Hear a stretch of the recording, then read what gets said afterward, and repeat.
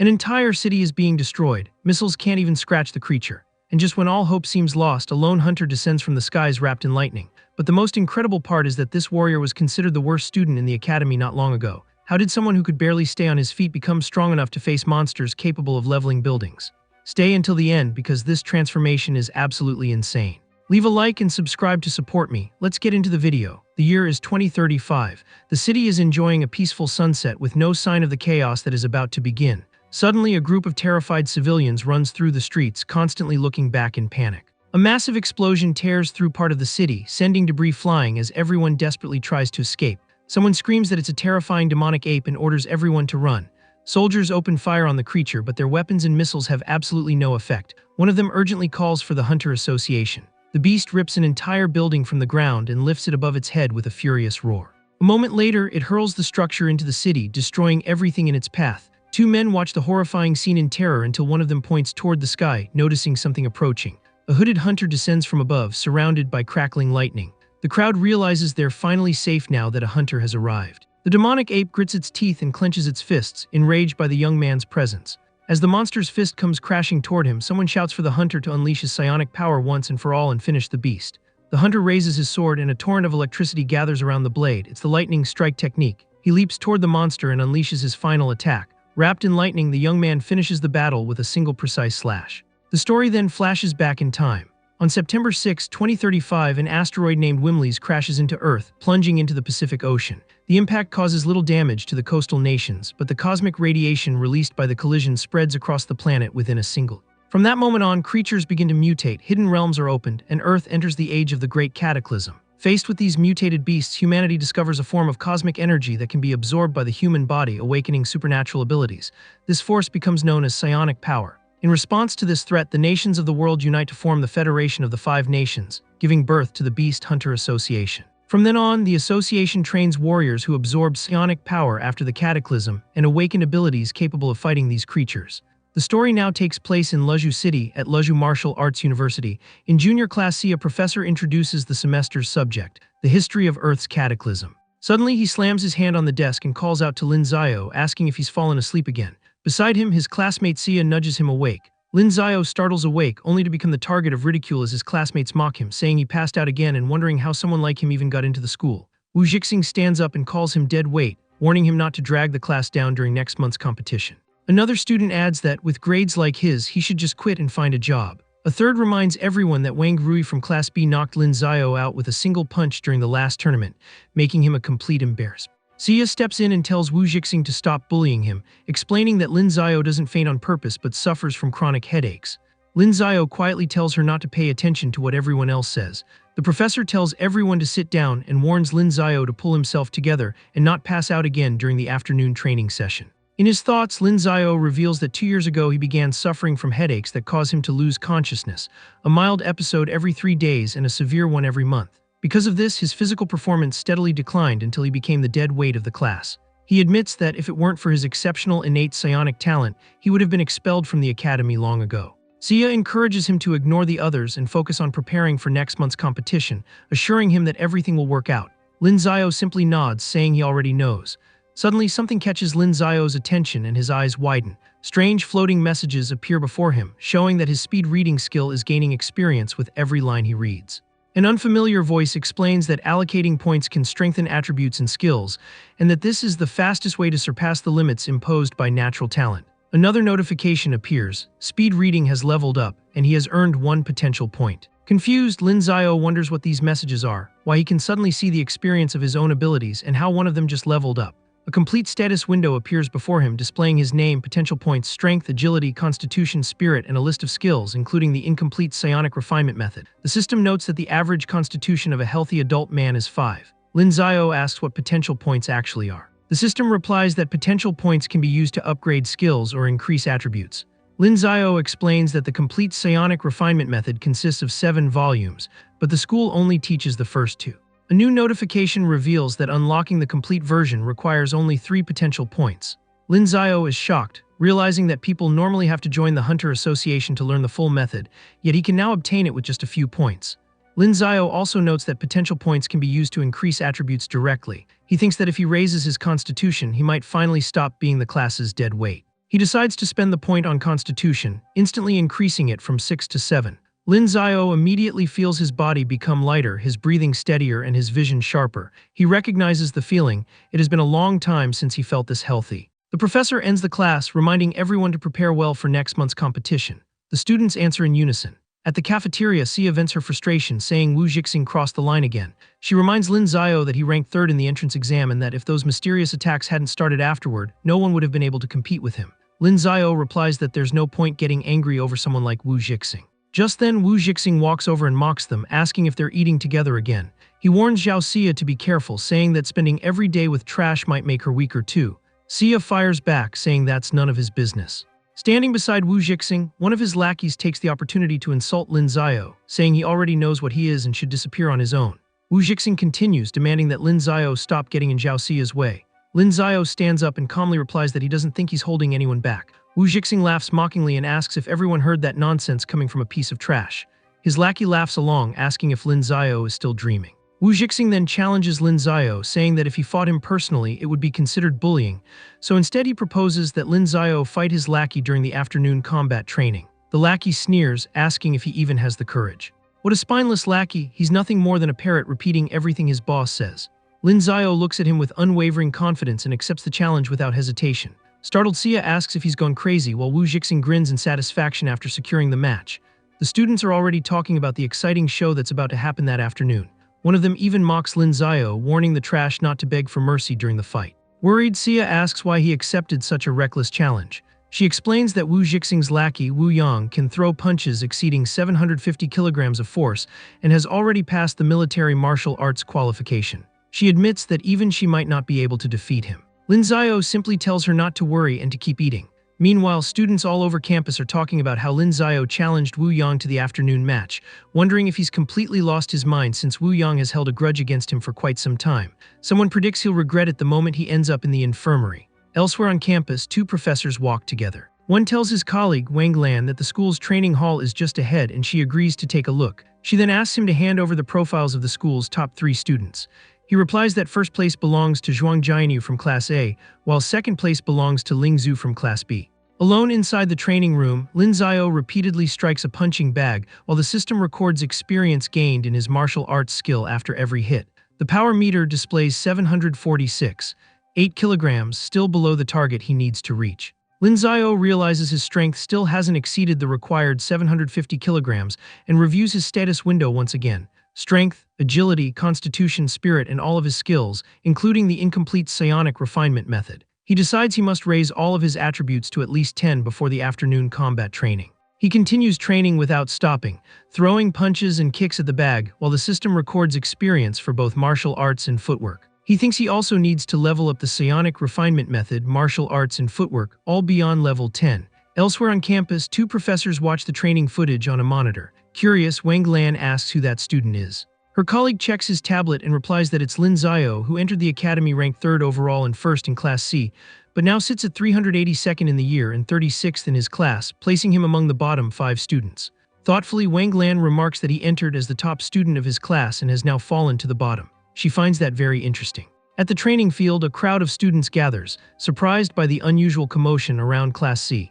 Someone explains that the class's dead weight finally got tired of being bullied and challenged Wu Jixing's lackey. Curious, they blend into the crowd to watch the confrontation. The class instructor arrives and asks who called the head teacher over. Sia angrily replies that she did because if nobody had informed him, Wu Yang might have gone too far and seriously injured Lin Zio. Wu Jixing shouts for Wu Yang to teach that piece of trash a lesson. From the crowd, mocking voices joke that Wu Yang should be careful not to ruin Lin Zio's face, because without it, he wouldn't even be able to work as an escort afterward. Wu Yang taunts him, asking if he's already thinking about how he's going to beg for mercy. Wearing a confident smile, Lin Zio replies that he's thinking about how he's going to win. Wu Yang laughs, saying he's actually afraid of killing him by accident. Lin Zio simply tells him to stop wasting time and attack already. Wu Yang charges forward with the first punch, shouting for Lin Zio to die. Lin Zio barely dodges and the blow brushes past the side of his head. Surprised, Wu Yang realizes he missed. He insists it was just luck and challenges Lin Zio to dodge the next punch. Lin Zio confidently avoids it as well. Among the spectators, some remark in surprise that things are getting interesting and that the last-ranked student does not seem as useless as they thought. Another adds that it would be boring if he went down with a single punch. Wu Yang rushes in again, shouting to see how many more times Lin Zio can keep dodging. He unleashes a flurry of attacks, but Lin Zio effortlessly evades every single one. One spectator comments in amazement that the kid is surprisingly skilled, while another asks if his footwork has always been that sharp. Within the crowd, Wu Jixing watches in disbelief, wondering if this is really the deadweight from Class C everyone had been talking about. A classmate beside him admits that Lin Zio is far more impressive than he expected. Wu Jixing grows increasingly confused, unable to understand how any of this is possible. Xia cheers excitedly, shouting for Lin Zio to keep going. Beside her, Fang Wen asks if he has been doing some kind of special training. Xia asks why, and Fang Wen explains that Lin Zio's footwork is incredible, so he wants to know what kind of training he has been following. Xia replies that she does not know of any special training, but Lin Zio mentioned that his headaches had disappeared. Fang Wen looks surprised and asks about the headaches, and Xia confirms it. The fight continues, and Lin Zio keeps dodging every combo Wu Yang throws at him. The spectators comment that the young man also has incredible stamina, joking that it looks more like someone taking a dog for a walk. Exhausted and furious, Wu Yang demands that Lin Zio stop running away and face him head-on. Lin Zio calmly replies that if Wu Yang wants to fight, he first has to be able to touch him. Enraged, Wu Yang charges again with an even stronger punch, yelling at him to stop acting so full of himself. This time, Lin Zio does not dodge. He catches Wu Yang's fist with one hand, completely shocking him. Still holding the punch, Lin Zio smiles and says that since Wu Yang wanted a direct confrontation, he had better not give up too quickly. Wu Yang's face twists in disbelief. This has to be a dream. In a single motion, Lin Zio unleashes an energy-charged punch straight at him. The impact sends Wu Yang flying across a large portion of the field. The spectators are left speechless, commenting that the punch must have exceeded 800 kilograms of force.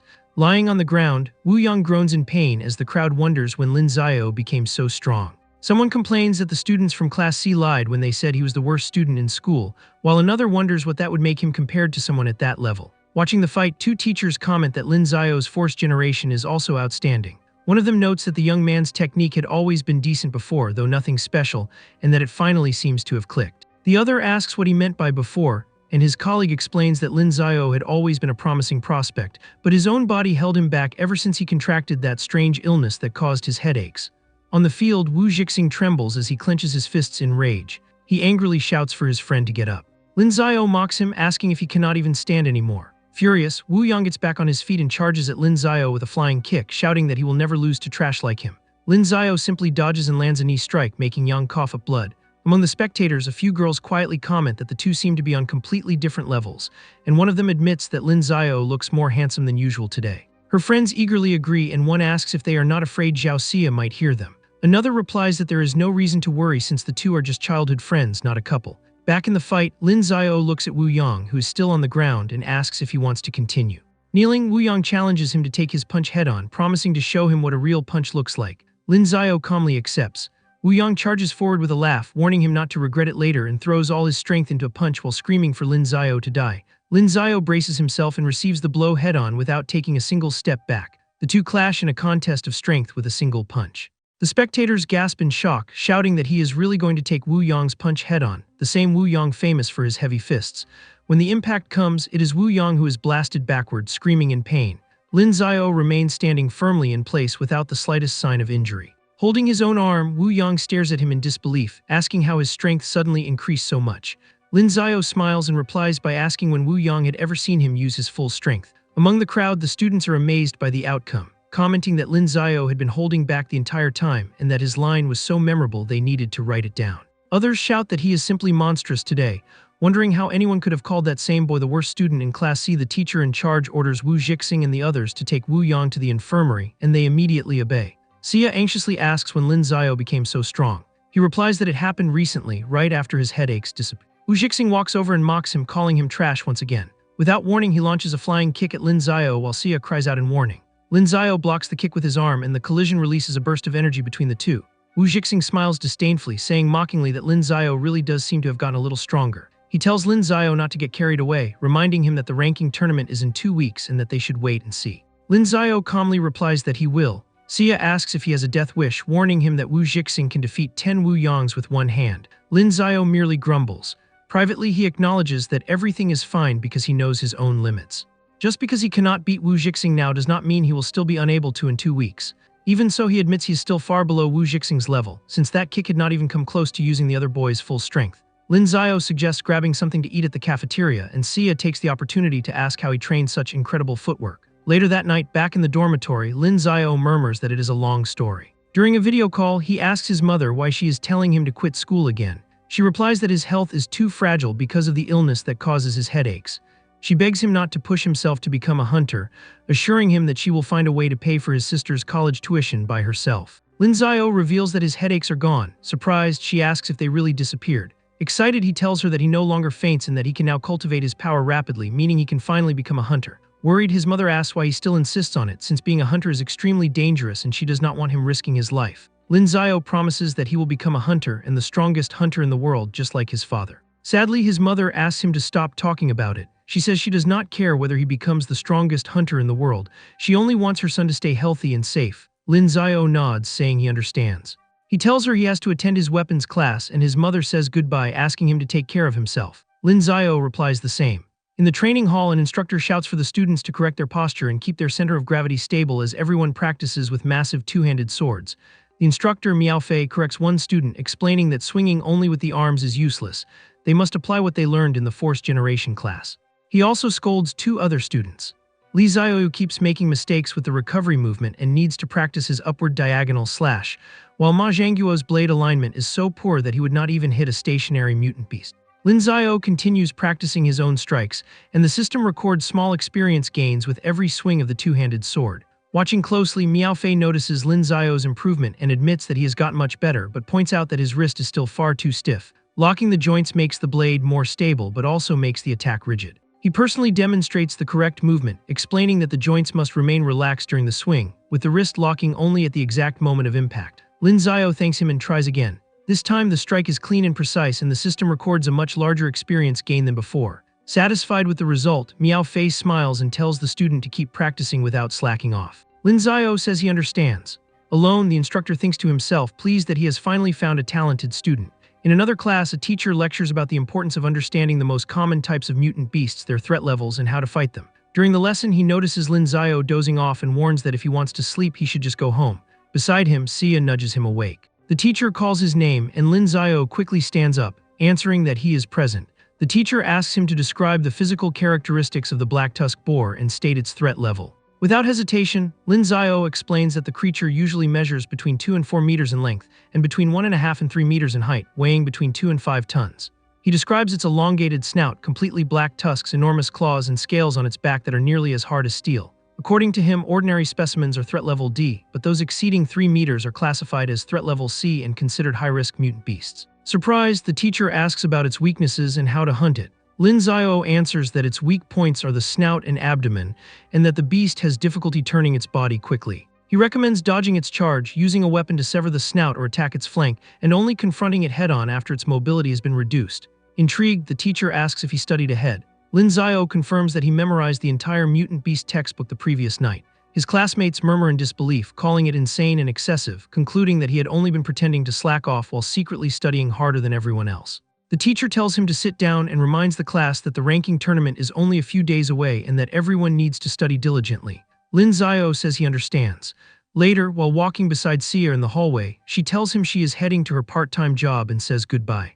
Lin Xiao simply replies that it is fine. Teacher Wu calls him over and asks him to wait a moment. Lin Xiao asks if something is wrong, and the teacher explains that with the tournament approaching, he wanted to discuss the scholarship. Surprised, Lin Xiao repeats, a scholarship, immediately thinking that it could cover his sister's tuition. Teacher Wu explains that any student who finishes among the top 10 of the year receives a scholarship offered by the Martial Arts University. Lin Xiao asks how much the first-place scholarship is worth. The teacher replies that reaching first place will be extremely difficult, but the highest scholarship is worth 150,000. Excited, Lin Xiao celebrates, saying that amount should be enough. Teacher Wu warns him not to overdo it, since Wu Jixing is exceptionally strong among the top 10 students.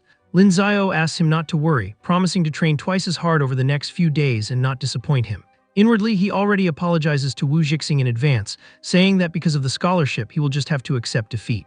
During another training session, Lin Xiao repeatedly practices with a one-handed sword, and the system records steady experience gains for the new skill. His status screen appears again, showing significant improvements. Strength 11, Agility 11, Constitution 15, Spirit 14, along with several skills that have already reached level 2, including the psionic refinement method and his footwork. Watching the training, an unfamiliar boy comments that Lin Xiao's force generation is decent, though he has not yet pushed it to its limit. He acknowledges, however, that his footwork is extremely agile and invites him to a sparring match. Lin Xiao asks who he is and whether he is really that confident. The boy replies that he is, because there should not be a single student in the school with better one-handed swordsmanship than his. Without being intimidated, Lin Xiao says he does not believe that and proposes that they settle it in a duel. The two rush toward each other with swords drawn and their blades collide in an explosion of energy. The battle intensifies, sparks flying with every exchange. Around them, the spectators comment in amazement that the two look like true masters, and that one-handed sword users always carry that aura of expertise. One of them admits enviously that he wishes he could reach that level someday. Two students watch from a distance, and one recognizes Lin Xiao's opponent as the third-year student from Class A, saying that he has perfect scores in combat technique, footwork, elective weapons, psionic refinement, and live combat, the best student in the school in all 5 subjects. More spectators express their surprise, asking who the other fighter is since the two seem completely evenly matched. Someone even speculates that he might be a university senior, impressed by his mastery of the one-handed sword. The fierce battle continues, blade against blade, until with one decisive strike, Zhuang Jianyu gains the upper hand over Lin Xiao. Breathing heavily, Lin Xiao admits his defeat. Zhuang Jianyu disagrees, saying that in reality the two of them are practically evenly matched when it comes to swordsmanship. He introduces himself as Zhuang Jianyu from Class A 3rd year and asks the young man's name since he had never seen him around before. Lin Xiao politely introduces himself and thanks him for the opportunity to learn from him.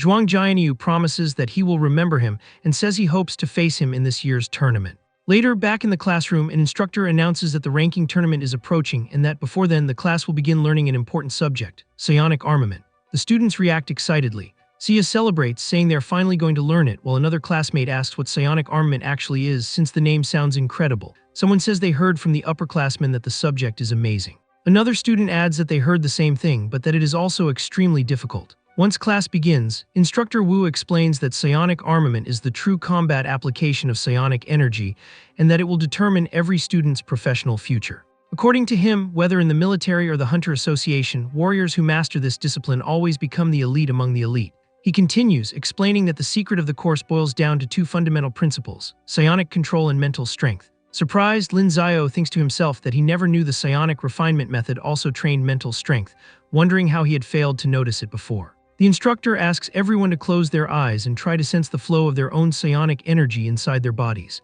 As he meditates, the system records rapid experience gains in Lin Xiao's psionic skill. Beside him, Sia struggles, sweating and squeezing her eyes shut in frustration. Already exhausted, she asks Lin Xiao whether he has managed to extract his own energy yet, admitting that she might never be able to master psionic armament. Lin Xiao reassures her, advising her not to push herself, to avoid extracting too much energy at once and to take it slowly little by little. A moment later, something changes in his expression. Instructor Wu notices and, surprised, asks when he managed to do that. Slightly embarrassed, Lin Xiao simply replies that he just figured it out on his own. Suspicious, the instructor asks if he's serious, and Lin Xiao confirms that he is. Satisfied, the instructor asks him to accompany him for a moment. In private, he explains that after the tournament, the academy will select the best students to join the special armament class and asks whether Lin Xiao would like to participate. Excited, Lin Xiao immediately says yes. The instructor nods, saying he believes Lin Xiao has a very strong chance. The two walk into a room containing a strange device, a crystal sphere resting on a pedestal. Lin Xiao asks what it is, and the instructor explains that it is a testing tool for the armament class.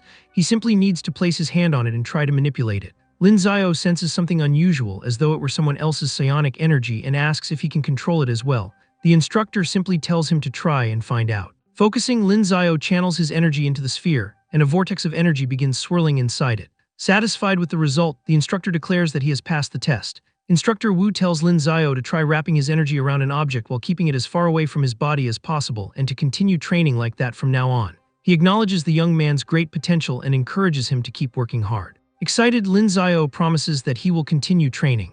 3 days later, a crowd gathers in a hurry as someone shouts for everyone to hurry because it is the day of the main seat selection tournament. Another comments without much expectation that it will probably be Wu Jixing again, with little real competition. Among the students, 2 remark that Chen is competing again, wondering if he is asking to get beaten up. They add that they are not sure whether Fang Wen will compete, but they think she's still a little weaker than Wu Jixing.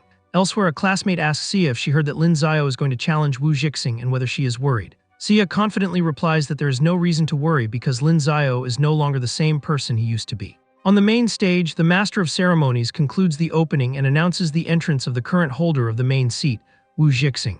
He walks onto the stage with confident steps. Instructor Wu asks whether there are any challengers willing to fight for the title, warning that if no one steps forward, Wu Jixing will retain his position. Arrogantly, Wu Jixing mocks the crowd, calling everyone cowards and telling anyone with guts to come onto the stage.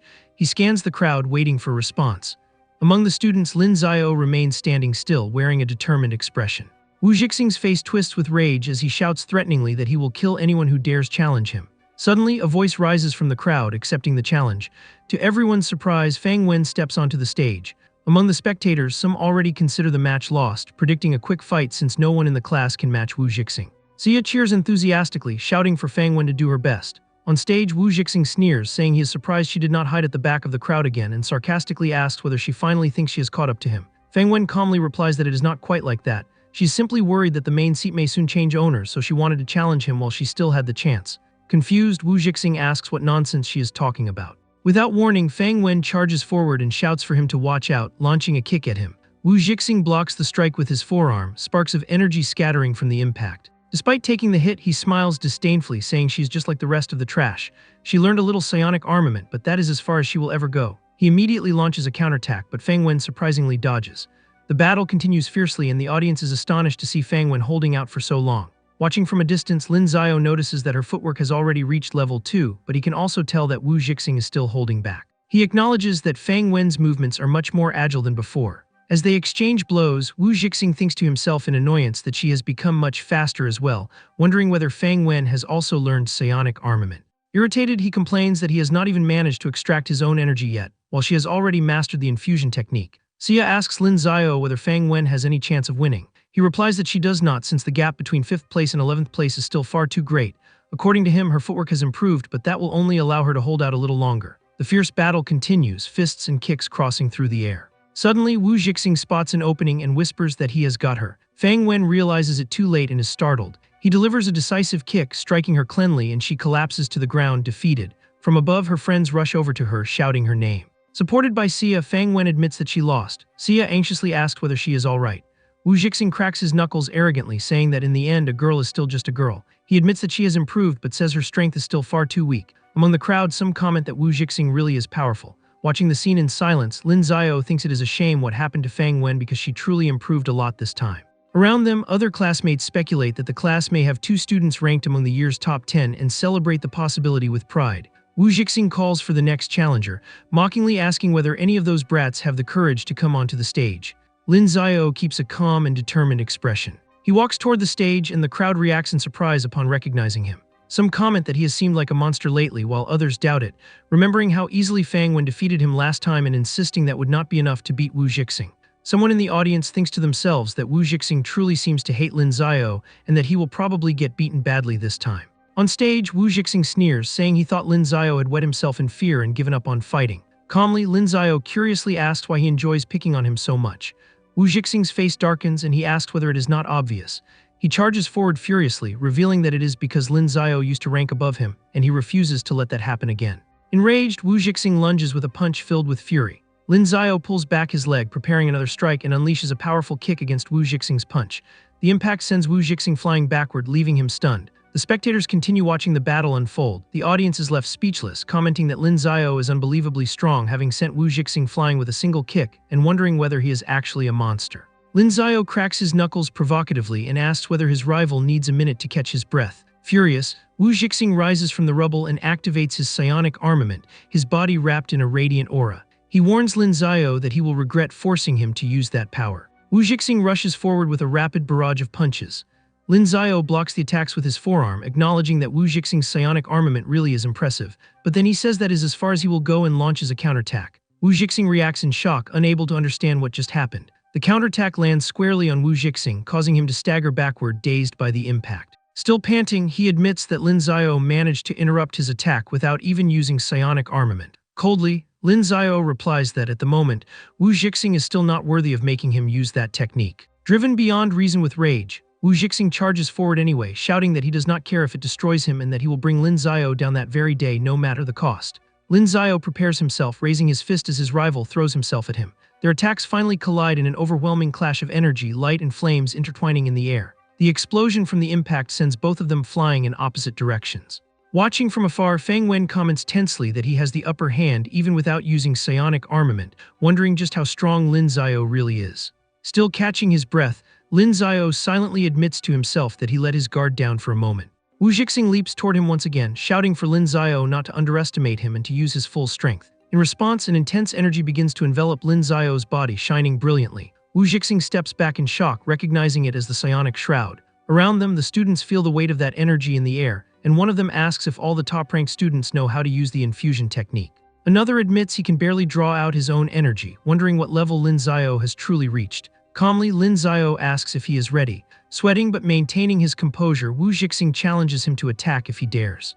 In the blink of an eye, Lin Xiao appears right in front of the bully, who begins to break into a cold sweat, trembling at what is about to happen. Lin prepares a devastating kick. Outside, Professor Wu watches in panic, fearing that if that kick lands head-on, Wu Jixing might not survive. The kick slices through the air, wrapped in a spiraling wave of energy, and the impact unleashes a devastating explosion, covering the entire training ground in a cloud of dust. Elsewhere on campus, students are startled by the noise, asking what happened and whether someone fired a cannon, while others point out that the sound came from the training grounds.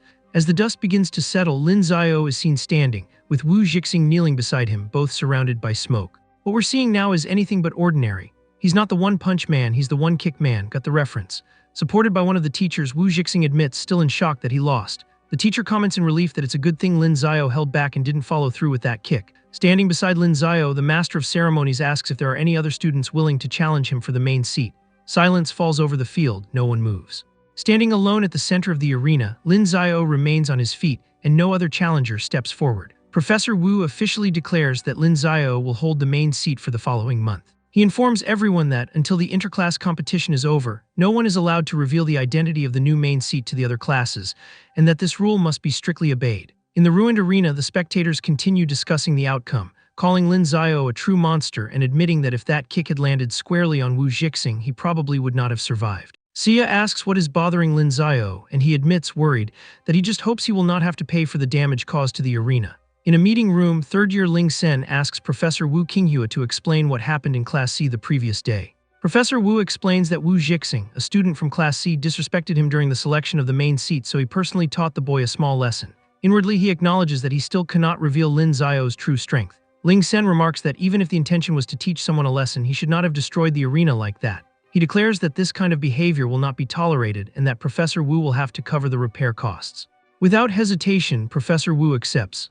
Ling Sen announces that the interclass competition will take place the day after tomorrow, and that the matchups between classes will be drawn that very day. On the screen, the events available for this year's competition appear: Arena Point Battle, Territory Defense, Alpha Wolf Hunt, Tower Summit, and Spiral Labyrinth. Ling Sen says that everyone already knows the rules by heart, so he will not repeat them, and asks them to begin the draw. The slips of paper fly across the room, and Professor Wu nervously draws his. The result is revealed: Alpha Wolf Hunt. Sweating, he admits he is not sure whether that is good luck or bad luck. He reacts in surprise as someone approaches. It is Li Jingru, the teacher in charge of Class F, who confidently comments that it looks like they will be facing each other this time. Professionally, Professor Wu replies that this is a competition between students and has nothing to do with the teachers.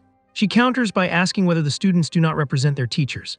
She continues to provoke him, asking if he is simply afraid of losing. Annoyed, Professor Wu assures her that they will not lose and that she had better wait and see. Back in the classroom, Professor Wu reveals to the class that this year's event against Class F will be the Alpha Wolf Hunt. He explains the rules. The entire class will be divided into lone wolves and the pack. There will be 5 lone wolves, including the main seat, while the remaining students will be divided into 7 pack squads.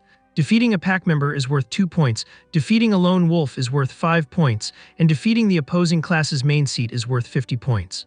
The first class to reach 90 points wins the competition. Professor Wu explains that everyone will be scattered throughout the mountain behind the academy. The lone wolves will operate independently, while the pack groups will move in squads. He says that whenever they encounter any student from the opposing class, they are free to fight without worrying about whether the opponent is a lone wolf or part of a pack. He emphasizes that the use of lethal force between students is strictly forbidden, and that merely incapacitating an opponent or forcing them to surrender is enough for the defeat to count. On the screen, Lin Xiao's status sheet appears updated, showing new improvements. Strength 16, Agility 15, Constitution 24, Spirit 24, along with several already developed abilities. Teacher asks if anyone has any further questions, while Lin Xiao thinks to himself, satisfied that his recent training was well worth it. Professor Wu calls him over. Concerned, he explains that he has already spoken with the academy regarding the damage to the arena, but unfortunately that kind of loss is not covered by the school's reimbursement policy. Alarmed, Lin Xiao asks if that means he will have to pay for it out of his own pocket. The professor clarifies that not necessarily. Since it is the first occurrence, Ling Sen has decided to observe his attitude and performance before deciding whether to forgive the debt. Lin Xiao asks what he means by that. The professor explains that he is referring to things such as winning the interclass competition and improving Class C's position in the overall rankings. He then teases him by asking whether Lin Zio really wants to pay for the repairs. Motivated, Lin Zio raises his fist and declares that of course he does not, and that Class C therefore has to win that competition no matter what. His classmates get fired up, shouting together that Class C will win, that they have to win, cheering with all their might. Professor Wu warns them, however, that this year's Alpha Wolf hunt is different from previous editions because there is a real bloodthirsty wolf roaming the mountain. The students panic, questioning whether they can really face such a beast, fearing for their lives, and one of them asks why the teachers did not eliminate the bloodthirsty wolf beforehand. The professor explains that although lethal force is forbidden between students, a bloodthirsty wolf will show mercy to no one. That is the true Alpha Wolf hunt. Because of that, in this edition, defeating the opposing class's main seed is worth only 5 points, while defeating the bloodthirsty wolf is worth 50. He adds that the beast only appears at night, so they must eliminate the opposing class's fighting force as quickly as possible during the day while preserving their own, so everyone can face the bloodthirsty wolf together at night with at least a chance of victory. Afterward, the professor asks them to choose the remaining lone wolves, since Lin Zio as the main seat is automatically included, and begins organizing the class's strategy. The scene shifts to the back mountain, the stage for the Alpha Wolf hunt, a massive complex built atop cliffs surrounded by clouds. Lin Zio runs toward the entrance to the arena. A staff member hands Lin Zio the Class C main seat's scoring watch, asking him to use it properly. She explains that whenever he defeats an opponent, the points will automatically be updated on the watch, and the opponent will be eliminated. If he loses, the watch's screen will automatically go dark, and he will also be eliminated. She adds that the difference between the main seat's watch and the standard watches is that every point earned by Class C is automatically accumulated on his, allowing Lin Zio to monitor the progress of the match in real time. The mountain features several support stations equipped with food, water, medical supplies, rest areas, and public restrooms. These stations are neutral zones where attacking opponents is prohibited, but remaining there for more than 10 minutes results in automatic disqualification. She informs him that the competition begins at 9 o'clock in the morning, asks everyone to leave on schedule, and wishes Lin Zio good luck. He checks his watch. The timer reaches 0900. Someone shouts to move out, and the students dash through the forest toward the wilderness. In the control room, the teachers monitor the competition through cameras. Li Jingru serves Professor Wu a cup of black tea, and he thanks her. With a smile, she comments that it looks like the pack squads have already made contact with one another. In the forest, a group runs through the trees, led by Li Jufeng, the 7th-ranked student from Class F. He instructs his team to identify their opponents and fight defensively if they cannot win, promising to come help as soon as possible, but stops mid-sentence after sensing something. Hidden among the trees, someone is watching him. It is Chen Feifei, the 8th-ranked student from Class C, who reveals herself, saying she has found him. Li Jufeng recognizes her, deducing that she must be the leader of that pack squad, and charges forward, challenging her to fight. She dodges his attack, but her ally Feng Wen is already coming up from behind. The surprise catches Jufeng completely off guard. She lands a perfectly timed kick that sends him flying, defeating him instantly. It is Feng Wen, the 3rd-ranked student from Class C, who looks at the fallen opponent and comments that he was not actually a lone wolf. Another classmate rushes toward a different opponent, telling Xia to finish things quickly. Xia eagerly agrees and charges into battle as well. It is Zhao Xia, the 10th-ranked student from Class C, who lands a clean punch on another rival, knocking him down with the impact. Throughout the forest, the students of Class F run around in confusion, unable to understand how a squad made up entirely of girls is so powerful. They question why Feng Wen is not a lone wolf and why all the girls from Class C's top 10 are gathered in the same squad, bitterly admitting that they are being completely overwhelmed. In the control room, Professor Wu happily enjoys a cookie. On the scoreboard, Class C leads with 28 points against Class F's 8. He praises the cookies, saying that Professor Li's are truly the best. Li Jingru confronts him, asking what he was thinking by placing a fighter like Feng Wen in a pack squad. Professor Wu simply replies that the rules allow it. She counters that they do, but that it means he sacrificed the combat strength of his lone wolves, since the only strong one among them is Wu Jixing and he is no match for her elite squad. She confidently adds that in the end, it will be Class F's lone wolves who face the bloodthirsty wolf. In the forest, Gyu Zuhai, one of the lowest-ranked students in Class C, hides nervously behind a tree. He is caught by surprise and knocked down before he even realizes what happened. The one who defeats him is Liu Yuqian, the main seed of Class F, who comments that the boy was also a lone wolf and announces that the next target is to track down Wu Jixing, the main seed of Class C. The score updates. Class C has 28 points, while Class F has 13. Li Jingru celebrates the score while reminding Professor Wu that she had already told him his strategy was flawed, and that from now on only Class F would be scoring points. Confidently, Professor Wu simply smiles and says he'll be waiting to see that happen. In the forest, Lin Zio keeps running. He checks his watch and sees that his class has already reached 34 points, realizing that the battles have become quite intense. Frustrated, he dramatically shouts, wondering why he still hasn't run into a single person. Elsewhere on the mountain, Class F's lone wolves gather together. Bai Chen ranked 4th, Zhao Shanjun ranked 2nd, Chu and Wu ranked 5th, and Liu Yuqian herself. Bai Chen asks if she really doesn't need any help dealing with Wu Jixing. Zhao Shanjun adds, concerned, asking what they would do if he surrounded her with a group. Chuan Wu reassures everyone, saying there's no reason to worry because, aside from the class representative, the rest of Class C's lone wolves are pretty weak. He says that on his way there, he easily defeated a guy named Ren Dong, one of the lowest-ranked students in the opposing class. Bai Chen adds that he also ran into a lone wolf named Dong Li, who is also near the bottom of the rankings, but unfortunately she managed to escape. Zhao Shanjun questions what kind of strategy that is, allowing even the lowest-ranked students to act as lone wolves. Liu Yuqian ends the discussion, saying they don't need to worry about her, and orders everyone to go help Lai Xiaoyu ease the pressure on their own class's packs. Meanwhile, Lin Xiao arrives at one of the mountain supply stations.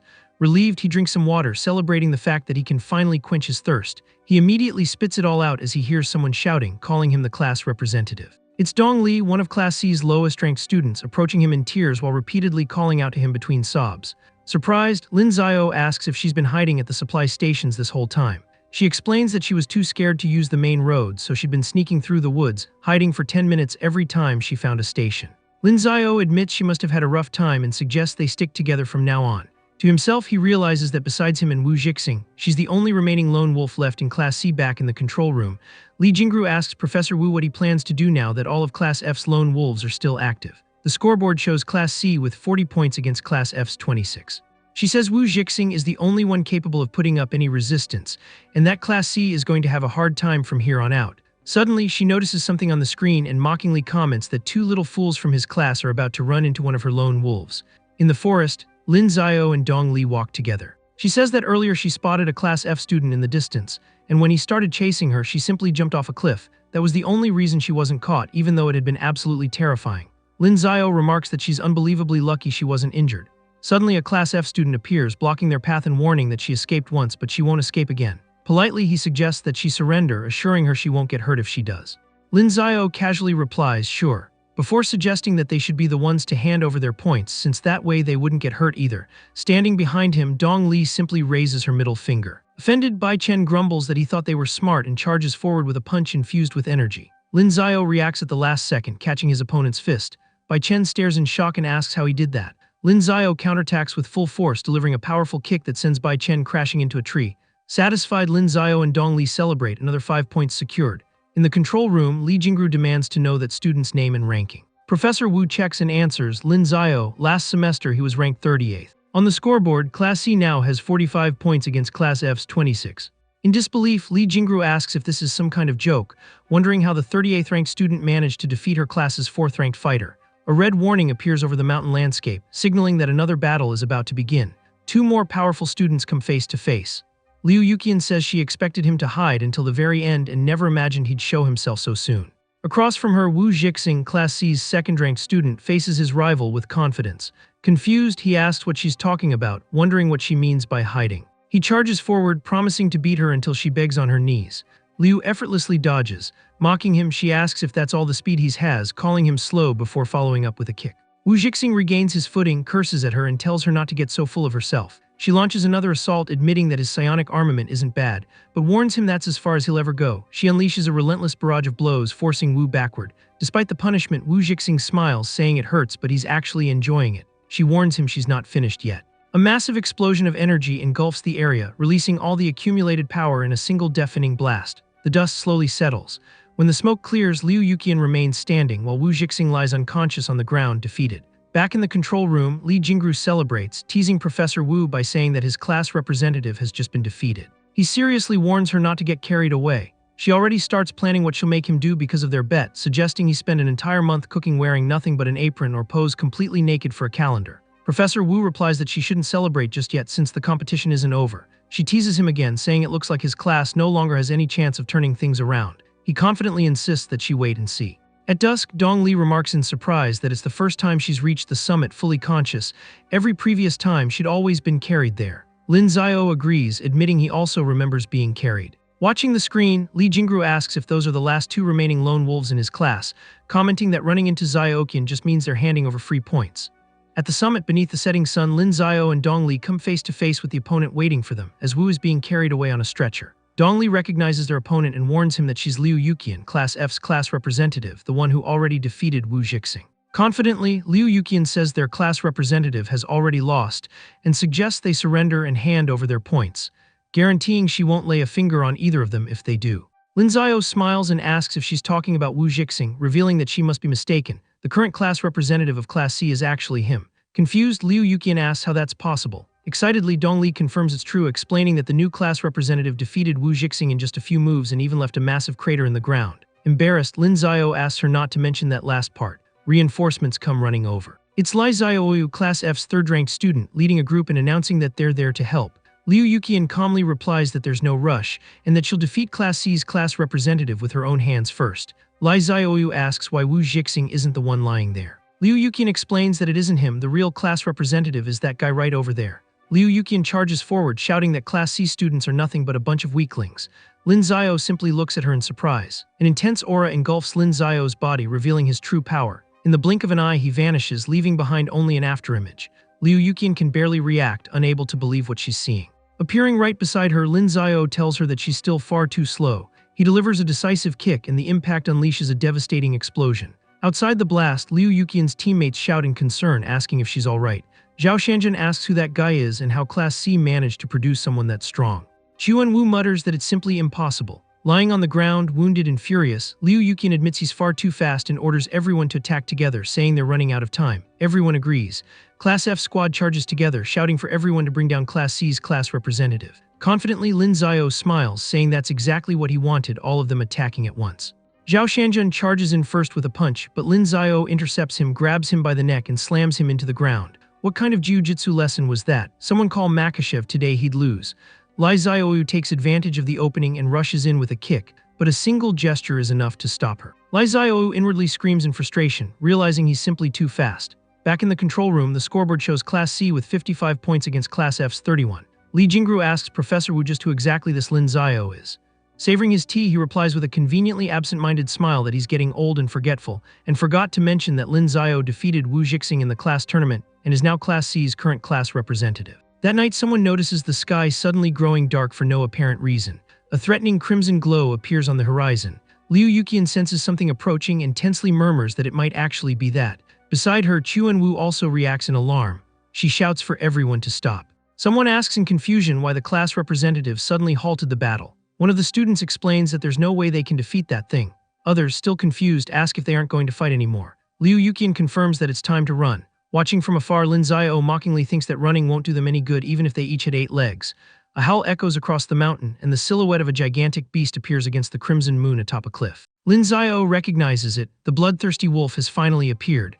No wonder everyone was running away. Sprinting through the forest, Class F students confirm in terror that the bloodthirsty wolf has really appeared. One of them says he knew their class representative wouldn't tell them to run just because they were losing. Still running, Liu Yuqian explains that no matter how strong Class C's class representative is, there's no way he can defeat the bloodthirsty wolf alone. She emphasizes that as long as Class C doesn't reach 90 points, the result will be a draw and they won't lose. She orders the group to head for the mountainside to intercept Class C's reinforcements, then leaps off a cliff with the others following close behind. Back in the control room, Professor Wu is startled, warning everyone that the bloodthirsty wolf has appeared. Impressed, Li Jingru admits that, as expected of Class F's class representative, she knows exactly what the ideal strategy is. She adds that there's no way Lin Xiao can kill the bloodthirsty wolf by himself, and that Class C seems headed for defeat. Sweating but still confident, Professor Wu tells her not to speak too soon since anything can still happen. Meanwhile, in the forest, Class C's reinforcements race forward. Fang Wen shouts that the bloodthirsty wolf has appeared and that they need to hurry to help Lin Xiao. Beside her, Xia keeps pace. They charge ahead, kicking up clouds of dust.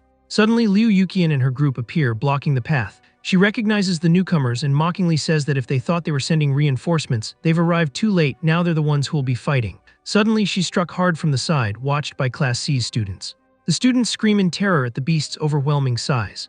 Up close, its face reveals razor-sharp fangs and blazing crimson eyes, marked by an X-shaped scar on its forehead. Panicking, the students realize that even their class representative was nearly taken down with a single blow, and they have no idea what to do anymore. Lying on the ground, wounded, Liu Yuqian wonders if she's about to die. Back in the teacher's lounge, Li Jingru shivers and tensely wonders what's happening. After all, weren't they told that the bloodthirsty wolf was only a cub and that the students wouldn't be in any danger? Professor Wu realizes his mistake. He forgot it was the night of a full moon when bloodthirsty wolves go berserk. She immediately takes off running, with Professor Wu right behind her, shouting for them to hurry and save the students.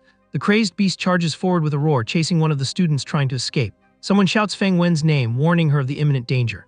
A professor appears and attacks the monster to distract it while Li Jingru rescues Fang Wen. Holding the student in her arms, Li Jingru tells everyone not to be afraid because their teacher is there. Impressed, the students comment on how strong Professor Wu is as well, watching him leap toward the wolf with a flaming kick. One of them wonders what kind of training it would take to become as powerful as him. As the teacher's battle forces the beast to retreat, the bloodthirsty wolf seizes the opportunity and dashes toward the mountain summit. Someone screams in panic that the wolf is heading for the peak, and that Lin Xiao is still up there, completely alone.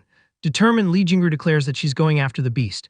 Professor Wu stops her, saying no, the students there are unconscious or injured, and she needs to get them to the school infirmary as quickly as possible. Worried, she asks what they'll do about Lin Xiao now that the bloodthirsty wolf has gone berserk, since there's no way he can handle it alone. Professor Wu volunteers to check on the boy himself, saying that saving the injured students is the priority right now. Meanwhile, in the forest, Lin Xiao walks calmly. He spots the beast and says he's finally found it. Before him, the bloodthirsty wolf appears in all its fury, ready to attack. The impact of the beast's strike collides with Lin Xiao, sending him flying. Still standing and surrounded by a blue aura, Lin Xiao smiles, saying it's interesting to see the beast go berserk like that, and promises to show it what he's capable of as well. Facing the enraged wolf, a new power awakens within Lin Xiao. Hunter mode is activated. Standing before the beast, Lin Xiao taunts it, saying he thought it was fast, but it's crawling like a turtle. He delivers a powerful kick, slamming it into the ground. Counterattacking, he says that since it's so slow, he'd better come to it instead. The beast is overwhelmed by a relentless barrage of lightning-fast strikes. Lin Xiao leaps high into the air against the backdrop of the crimson moon, declaring that it's time to end this. He descends with a decisive blow, shouting for the wolf to take his final attack. A massive explosion of blue energy engulfs the entire area. When the dust settles, Lin Xiao remains standing amid the rubble, having brought all that power under control. Suddenly, he notices something and is surprised. Even after all that, the wolf still manages to escape. He checks his watch. Although the beast got away, the points had already been secured, 95. Under the red moon, he remarks that it looks like Class C has won. Deep in the forest, Dong Li jumps with joy, repeatedly shouting that the class representative is unbelievably strong. In the control room, the final scoreboard appears on the screen. Class C with 105 points, Class F with 31. The teachers comment in amazement that an ordinary student managed to defeat the bloodthirsty wolf completely on his own. Li Jingru discusses Lin Xiao's background. He is no ordinary student, having entered the academy ranked 3rd overall, and his mental strength is even slightly higher than that of the top 2 students. Professor Wu asks if that would not make him an ideal candidate to become an Esper. The woman beside him confirms that he is a natural Esper, and that his awakening is only a matter of time once he reaches mental clarity. Annoyed, Li Jingru mutters that Professor Wu was simply lucky to find a student with such extraordinary potential, and promises that next time she definitely will not lose. That night at the campsite, the students celebrate around the campfire. One of them cheers that their squad earned Class C's first point, explaining that he deliberately made Fang Wen wear a mask to catch the opposing team off guard. Another praises the class representative, saying his movements against the bloodthirsty wolf were far too fast to follow. A third points out that the squad also performed very well, taking on the beast with a teacher's assistance without anyone suffering serious injuries. Xia boasts that all the credit belongs to her, since Feifei and Fang Wen fought the wolf while she kept everyone else safe. Feifei teases her by calling her little Yaya and asks if she wants to go shopping over the weekend and spend a good amount of money. Lin Xiao sits nearby in front of a holographic panel while Xia replies that she cannot because she has to work and earn money that weekend. To himself, he reflects in surprise that there really is a reward for defeating alien beasts. His attribute panel appears once again, showing small increases in constitution and spirit. He realizes that defeating the alien beast, the bloodthirsty wolf, increased both attributes by 1 point each. Beneath the starry sky, Fang Wen approaches and asks whether Lin Xiao has any plans for the weekend. He replies that he does not think so. Fang Wen invites Lin Xiao to visit the Frenzied Combat Dojo in the city, assuring him that it is a very interesting place. Standing before the building, she confirms they have arrived at the right place.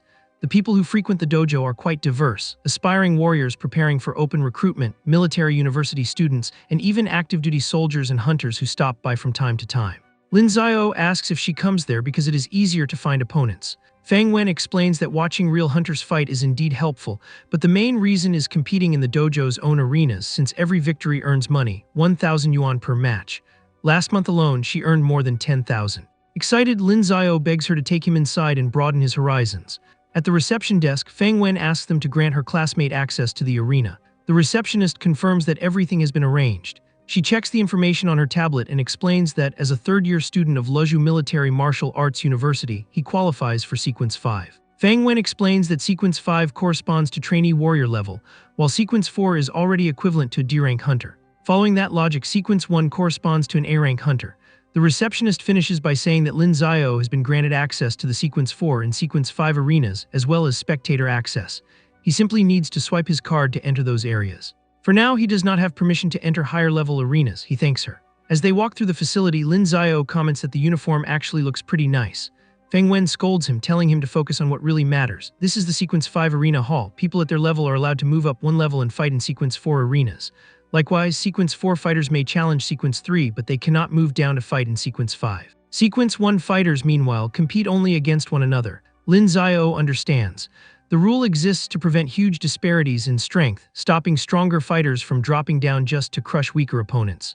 Feng Wen praises his reasoning and explains that although the higher-level arenas offer larger prizes, since this is his first time here, it would be best to start in Sequence 5. She tells him she is heading to Arena Room 3, asks him to choose a room for himself, and says goodbye. Lin Zio enters one of the arena rooms where the audience is loudly cheering for Stone Ghost to be smashed into the ground. A sign reads, Frenzied Combat Dojo, Sequence 5, Arena Room 8. The crowd continues chanting Zhang Meng's name with excitement.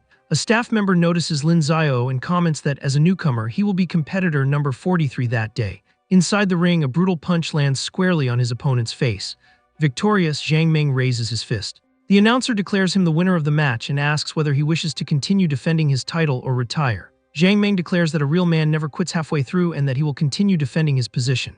The announcer asks whether anyone in the audience wishes to challenge him. The crowd murmurs hesitantly, commenting that Zhang Meng is so fierce he seems ready to be promoted to Sequence 4, and that no one would dare challenge him. Lin Zio raises his hand and asks whether he should give it a try. The audience reacts skeptically, wondering who that newcomer is. They admit he looks capable enough, but appearances mean nothing. Zhang Meng is the real man in the arena. The announcer officially declares that competitor number 43, Lin Zio, is stepping onto the stage to challenge competitor number 6, Zhang Meng. The display shows both of their statistics. Zhang Meng, professional soldier, 105 matches fought, 85 victories and 81% win rate. Lin Zio, university student, 0 matches, 0 victories. The audience remarks in disbelief that he truly is a complete rookie, predicting an easy win for Zhang Meng while admitting that, although Lin Zio may have a promising future, he is still far too inexperienced. Standing face to face, Zhang Meng says seriously that even though Lin Zio is only a student, he will not hold back. Lin Zio calmly replies that he has no intention of holding back either. Zhang Meng taunts him, telling Lin Zio to attack first so he can see what the kid is capable of. Lin Zio attacks with a swift kick. Zhang Meng is caught off guard. Impressed, the spectators admit they completely misjudged the young man, calling him a prodigy and wondering whether he is already among the best third-year students, or perhaps even deserves to be included in that ranking. Another remarks that this fight is going to be entertaining. Zhang Meng shouts that the brat had been hiding his true strength and releases his psionic armament. The two exchange a fierce flurry of blows, energy spreading with every impact. Calmly, Lin Zio thinks that his opponent's speed is far too slow and that he is full of openings. Even so, he admits the young man seems straightforward enough, so he decides to defend himself for a while, allowing him to save face. Frustrated and drenched in sweat, Zhang Meng demands to know why Lin Zio only keeps defending instead of attacking, asking whether he is being looked down on. To himself, Lin Zio notices that his opponent is already exhausted as well and decides it is time to end the fight. He leaps into the air, spinning for the finishing blow, while Zhang Meng reacts in shock, unable to defend himself in time. The entire arena witnesses the outcome as the announcer declares Lin Zio the winner of the match. The crowd erupts into chants of his name, excitedly commenting that a new star has appeared in the arena and that it is hard to believe an ordinary student is already so strong. They ask whether he intends to continue defending his title or retire. Lin Zio decides to continue defending his title, reasoning that the more money he earns, the better. A new challenger appears, a bald man with an incredibly muscular build. The crowd murmurs suspiciously, saying Zhang Meng is nothing but trash for losing to a brat like that. Wearing a sadistic grin, the newcomer threatens Lin Zio, telling him not to cry when he tears that pretty face apart. Completely unfazed, Lin Zio asks who the rude man is. The announcer replies, competitor number 44, Chai Shenghao, no affiliation. 131 matches fought, 125 victories, with a win rate of over 95%. The spectators comment in disbelief, asking since when that psychopath started showing up there. Someone explains that he used to be in the military but was expelled for a serious disciplinary violation and that the Hunters Association also banned him. Another recalls that the last time he fought, he completely disfigured his opponent's face and enjoys fighting dirty. A third concludes that he is nothing but an animal and should have been banned from competing. Concerned, the announcer warns Lin Zio to be careful with that opponent, advising him that if he cannot win, he should simply surrender instead of forcing himself. Confidently, Lin Zio replies that in that case, there is no longer any reason for him to hold back against him. She officially announces the arrival of competitor number 44, Chai Shenghao. With a disgusting grin, he taunts the announcer, suggesting they meet privately afterward because he is far more capable than she imagines. He then turns toward Lin Xiao, threatening to crush his skull. Without showing the slightest fear, Lin Xiao tells him to stop talking and attack already if that is what he intends to do. Chai Shenghao charges forward, declaring that if Lin Xiao has a death wish, he will gladly fulfill it. Lin Xiao easily dodges, surprising him. Surrounded by blue energy, Lin Xiao catches the giant arm with one hand, calmly remarking that since Chai Shenghao wanted to crush his skull, he will get rid of that arm first. He crushes the man's arm with a single squeeze. Still enveloped in energy, Lin Xiao is already prepared for his next move and lands a direct punch squarely on Chai Shenghao's face. The impact sends him flying through the air, spinning completely out of control. Without changing his expression, Lin Xiao assures everyone that Chai Shenghao will not die, but acknowledges that the arm has been completely destroyed and that he will never be able to use it for anything illegal again. Around the arena, several spectators stand speechless, still trying to process what they have just witnessed. The announcer declares Lin Xiao the winner of the match. The crowd celebrates by chanting his name, while some jokingly call their friends over to watch a god in action, admitting they are amazed by such incredible skill. The announcer asks whether he wishes to continue defending his title. Confidently, Lin Xiao raises his fist and says that of course he does.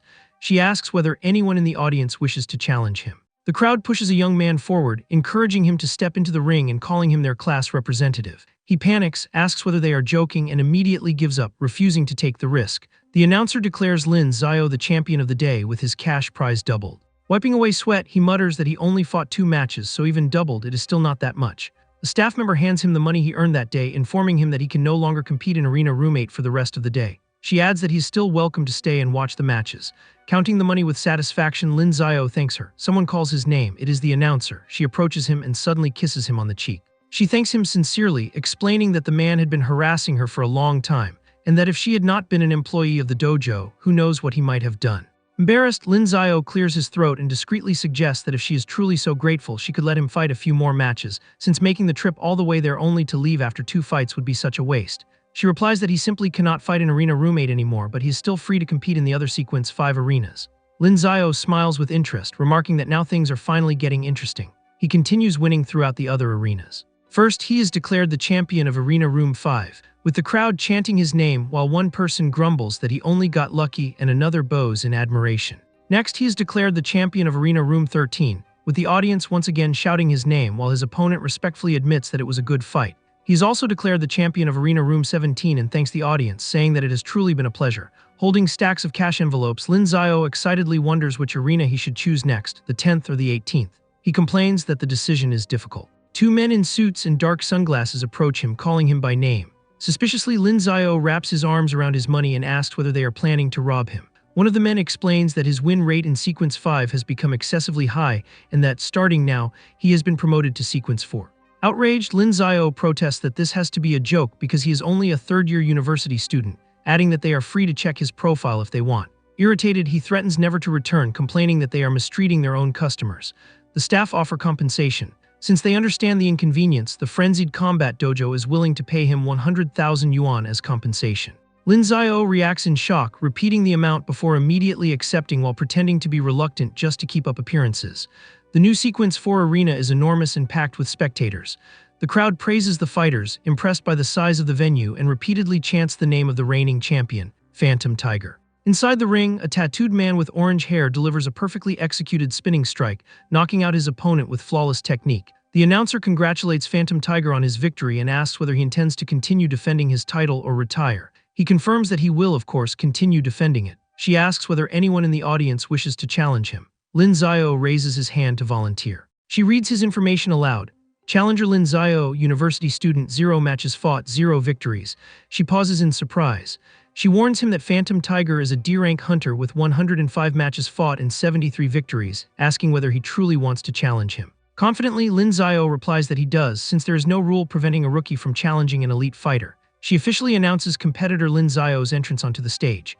The audience murmurs in disbelief, wondering whether the boy is being far too reckless and whether students these days are always so stubborn. Someone adds that a third-year student has absolutely no chance and should have waited at least another year. Phantom Tiger warns that his patience is limited and that he intends to finish the match quickly, telling Lin Xiao not to blame him if he gets hurt. Smiling, Lin Xiao returns the warning, telling him not to blame him if he ends up getting hurt instead. Lin Xiao makes the first move. Phantom Tiger blocks the attack. Still on the defensive, he admits in amazement that Lin Xiao is remarkably skilled even before activating his psionic armament, acknowledging that his strength, speed, and execution are all genuinely impressive. He realizes he underestimated him. Lin Zio smiles, revealing that he has not even used his psionic powers yet.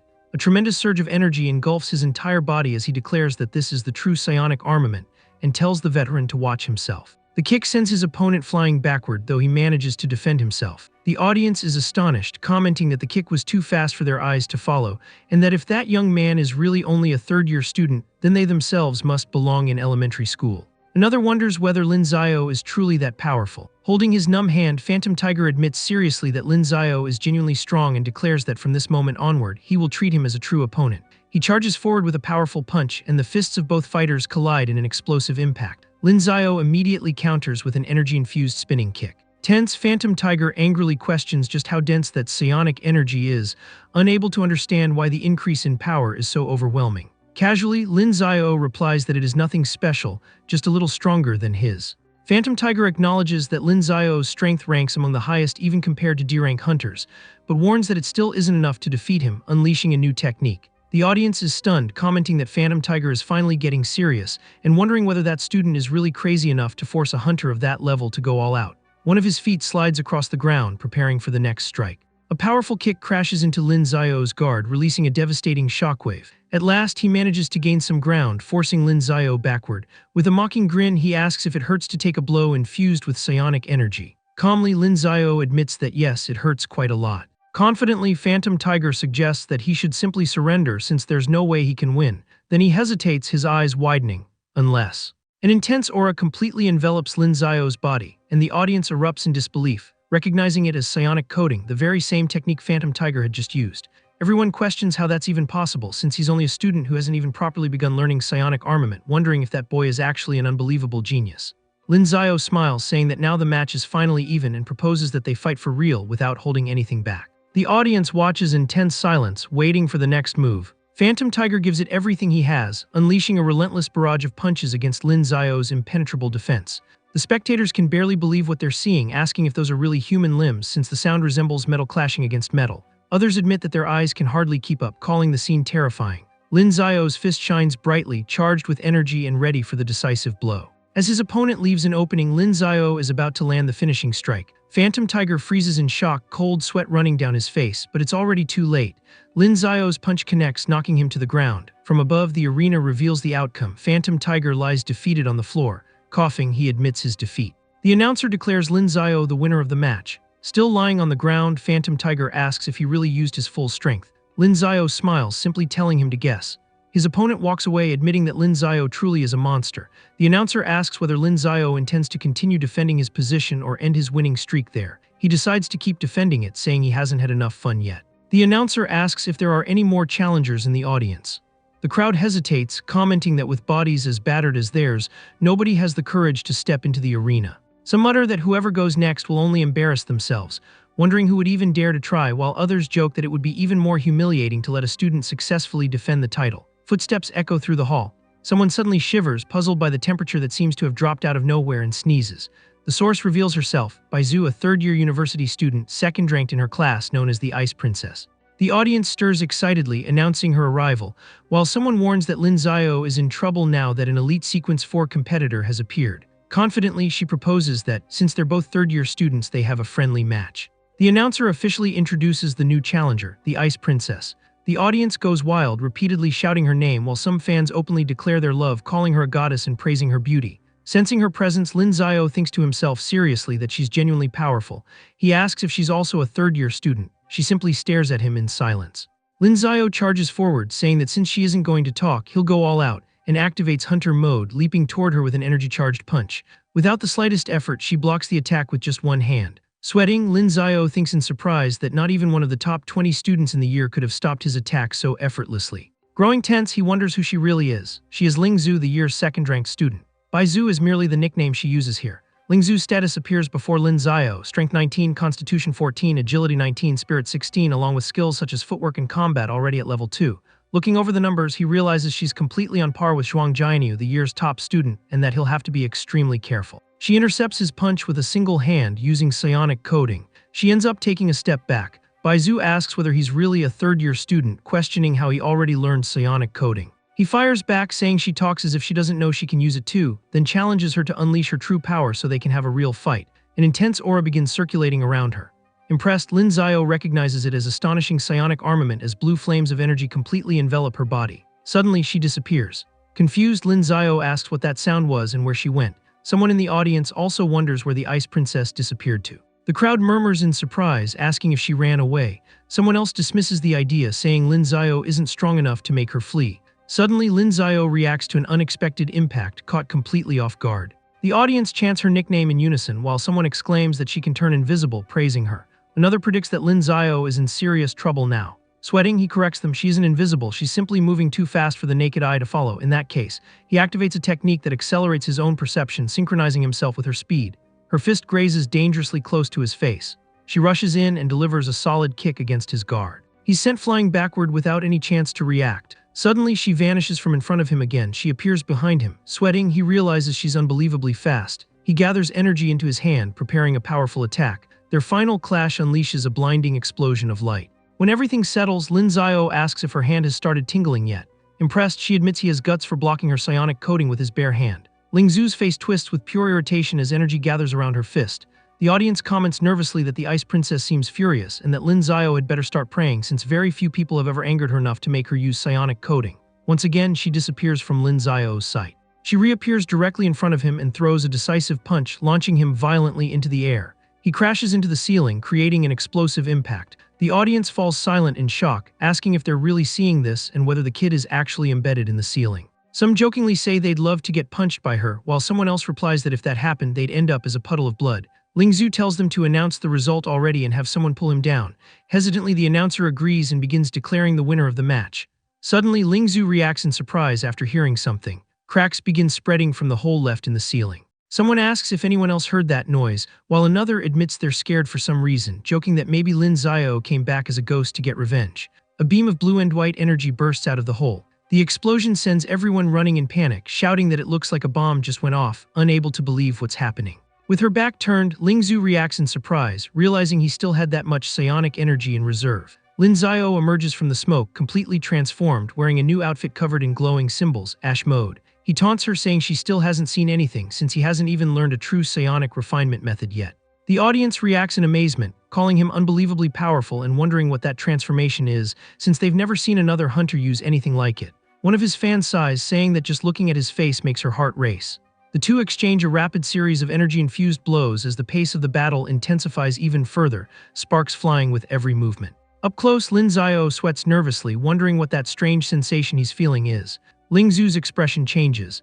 Her eyes begin glowing intensely and she seems to lose control as her face becomes increasingly aggressive. The entire arena becomes covered in ice, and the audience realizes that the Ice Princess is losing control. Someone sneezes, complaining that the air conditioning is set way too low and joking that they're going to catch a cold, while someone else comments that Lin Zio really pushed her to her limit. Alarmed, Lin Zio mutters that he might actually lose.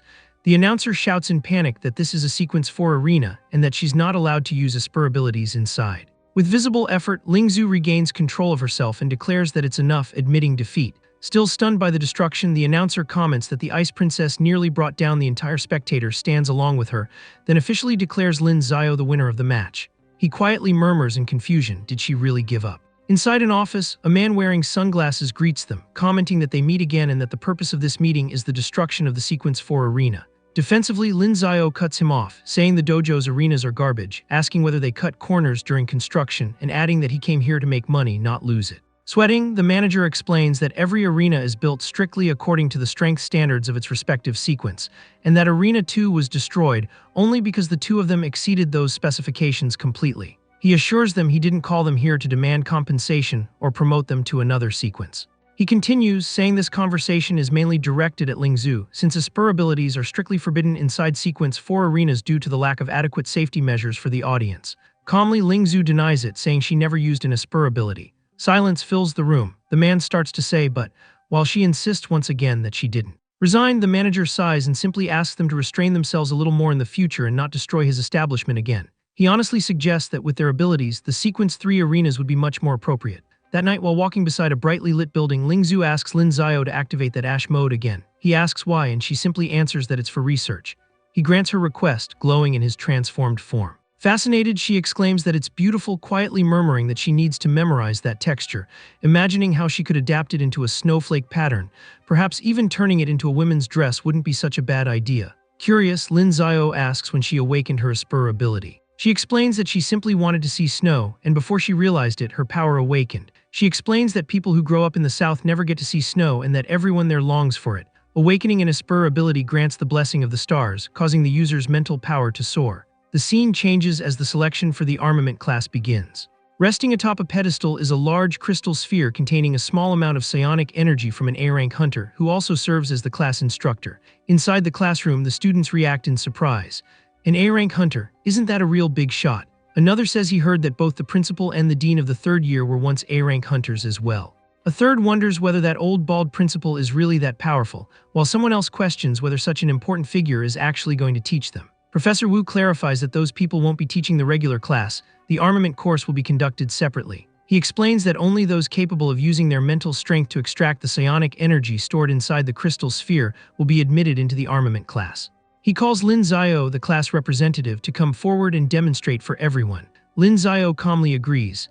Standing before the class, he draws a swirling torrent of blue energy from inside the sphere. The professor explains that this is the minimum standard required to pass the test, and that afterward everyone will come forward according to the class rankings. The professor announces that only 4 students from Class C passed: Lin Xiao, Wu Jixing, Fang Wen, and A Chen.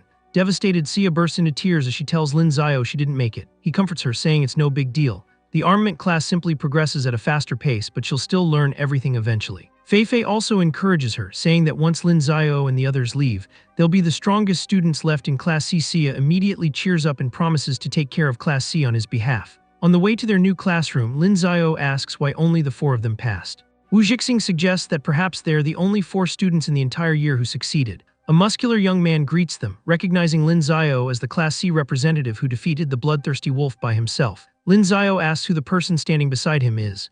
Ling Zhu answers bluntly, introducing him as Gao Liangsheng, probably the worst student in the armament class. Embarrassed, he scratches the back of his neck and asks the Ice Princess to go a little easier on him. Surprised, Lin Xiao recognizes the nickname. It seems Gao Liangsheng also trains at the Frenzied Combat Dojo. In the background, someone shows off by floating on a suspended blade through the power of his own Asura ability. Gao Liangsheng shouts in annoyance, asking someone to stop the show-off while another tells him to shut up. Sweating, Lin Xiao recognizes that ability. It belongs to Zhuang Jianyu. It's different from Ling Zhu's, but just as impressive. From above, everyone can be seen lined up together. Someone announces that it looks like all the brats have finally arrived. The instructor introduces herself, Wang Lan, the armament class instructor and an A-rank hunter. She adds that they may also call her by her code name, Storm Leopard. For the first lesson, she asks whether anyone knows the ultimate purpose of psionic armament. Lin Xiao ventures a guess, becoming stronger and fighting monsters. She corrects him. Becoming stronger and hunting monsters are merely byproducts. She explains that before the Great Cataclysm, secret manuals were scattered throughout hidden realms across the world. The Hunter Association gathered them, filtered them, integrated them, and adapted them all for a single purpose: to allow ordinary mortals to wield miracles. Lin Xiao asks whether by miracles she means Asura abilities. She confirms that she does. It is common knowledge that Asurs are those blessed by the stars, born carrying the seed of a throne in the starry heavens. She asks Ling Zhu to demonstrate her throne for everyone. Ling Zhu closes her eyes and concentrates. A massive vortex of blue energy erupts around her. The narration explains that the celestial throne is the energy Asurs store within the heavens. Even many S-rank hunters do not necessarily possess one. Feeling the intense cold, Fang Wen shivers, while Lin Xiao deeply wishes he could possess one as well. Wang Lan continues, psionic armament is the method that allows non-Asurs to attain power comparable to that of an Asur. Of course, Asurs themselves must also practice psionic armament in order to better awaken and utilize their abilities. She explains that psionic armament is divided into stages and that she trusts everyone has already mastered the most basic one, psionic infusion.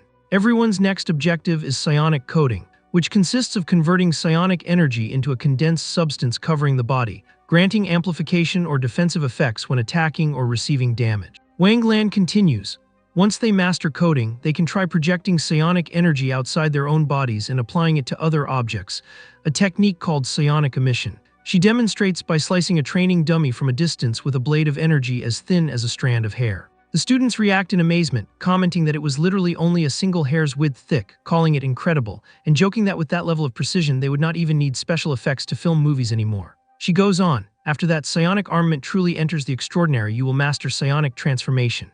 A demonstration unleashes an overwhelming storm of purple energy, devastating the surrounding area. The students react in disbelief, saying that it is basically an Asura ability. She clarifies that is only one of the stages of psionic armament. Lin Zio asks whether after infusion, coding, emission, and transformation there are even more stages beyond those. She confirms, of course, if someone manages to master transformation, they will be capable of corroding the world itself. Another demonstration releases corrosive green energy that spreads across the ground. The green energy sweeps across the landscape outside, dissolving everything in its path. She returns to the main topic. Besides Ling Zhu, has anyone else already mastered psionic coding? What about Zhuang Jianyu? He replies that he has only awakened his Asura ability, and that his progress in psionic armament is the same as everyone else's. Lin Zio speaks up, saying that he thinks he knows a little about it. Wang Lan turns to him. So he must be Lin Zio, the former worst student in Class C who suddenly became the class representative. She asks him to demonstrate his psionic coding at full power so she can create a personalized training program for him. Lin Zio demonstrates. An explosion of water-like energy engulfs the entire area, far beyond a mere psionic coding. Modestly, he comments that this is the limit of what he can achieve. Wang Lan freezes, repeating in disbelief, that's his limit.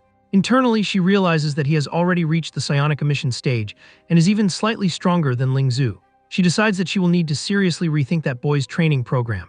A sequence of intense training follows as the system continuously records experience gains for Lin Zio's psionic ability. He trains against a punching bag, and the system keeps registering progress in both martial arts and psionics. Wielding a massive energy-charged bow, he gains even more experience in both his psionic ability and longbow skill. His status screen updates.